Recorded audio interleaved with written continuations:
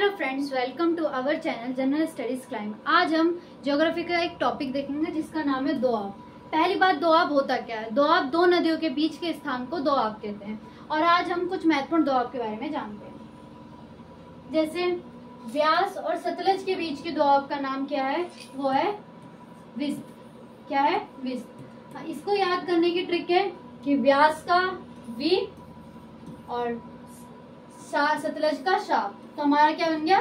विस्त। और व्यास एवं रावी के बीच के जो दोआब है उसे क्या कहते हैं? बारी।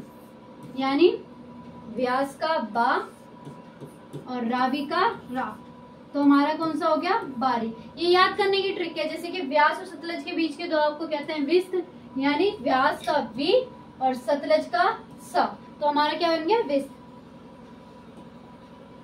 अब ऐसी हमारे रावी और चेनाब के, जो हमारा रावी नदी और चेनाब नदी के बीच के दोआब को कहते हैं रचना। क्या कहते हैं? रचना। तो रावी का रा और चेनाब का चना, तो रचना। तो हमारा क्या हो जाएगा? कौन सा दोआब हो जाएगा? वो रचना। ऐसे चिनाब एंड झेलम, चिनाब और झेलम के बीच का जो दोआब होता है उसे कहते हैं चज। क्या कहते हैं?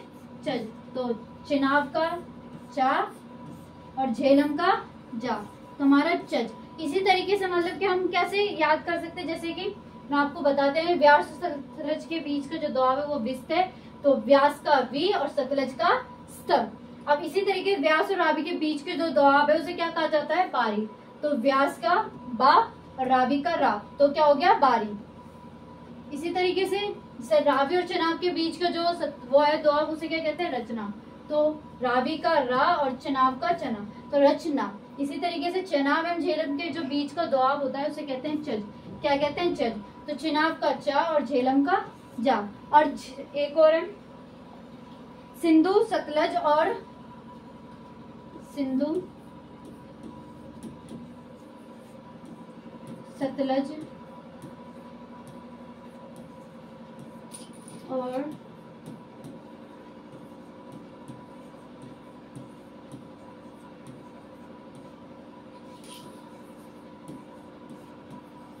झेलम के बीच के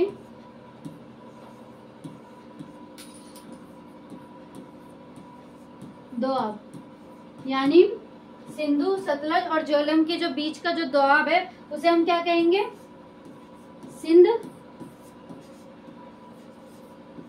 सागर।